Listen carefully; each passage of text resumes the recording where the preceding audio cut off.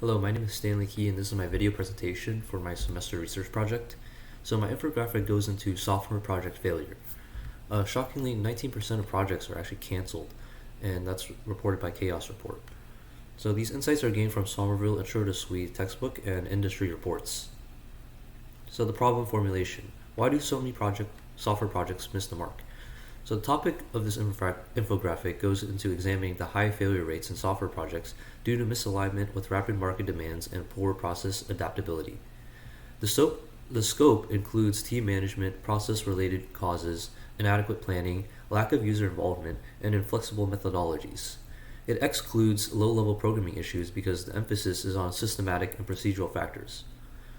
So the project outcome breakdown, and this is given by the Chaos Report 2020. So 31% of projects are delivered on time, on budget, and with required features and functions. 50% of projects are completed but over budget, late, and or with fewer features than planned. Shockingly, only 19% of projects are canceled before completion or delivered and never used. And Somerville Chapter 4 talks about the software development process. So the first step is the requirement specs, then it goes into design, then goes to implementation, validation, and finally deployment. So my literature search, here's what peer-reviewed studies have to say about the root causes of software project failure.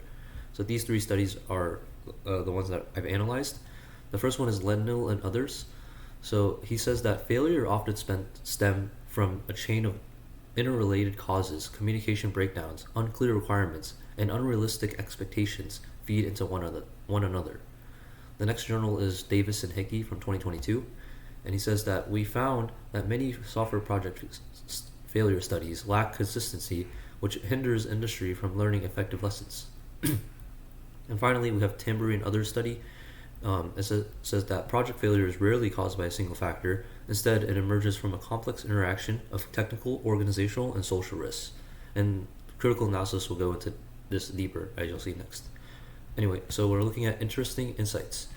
So communication and unclear requirements are the top drivers of software failure at 9 and 10 points out of 10 respectively, as supported by Lennon and other study.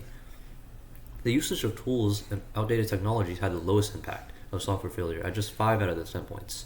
And this stat reader shows the different parts of the project so that impact the project failure. So you see requirements and communication are the highest, while the tools is lowest at only 5. Critical analysis. So this is what I was talking about, Timber and others mentioned.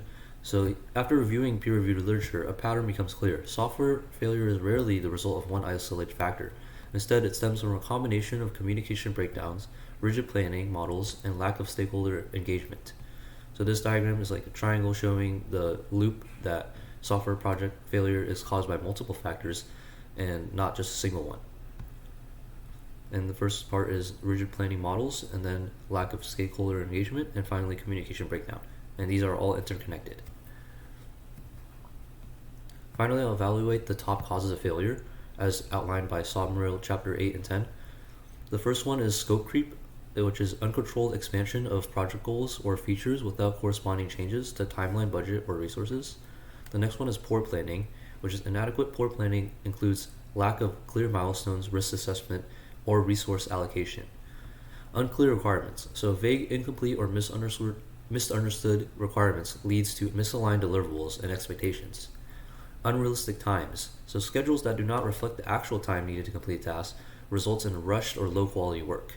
And finally, wrong tools or tech, which is a somewhat lower priority, is choosing tools or technologies that are not suitable for the project may lead to inefficiencies. And finally, these are my references for the sources that I've used in this infographic. So yeah, this is my semester research video presentation. I hope you liked it. Thank you.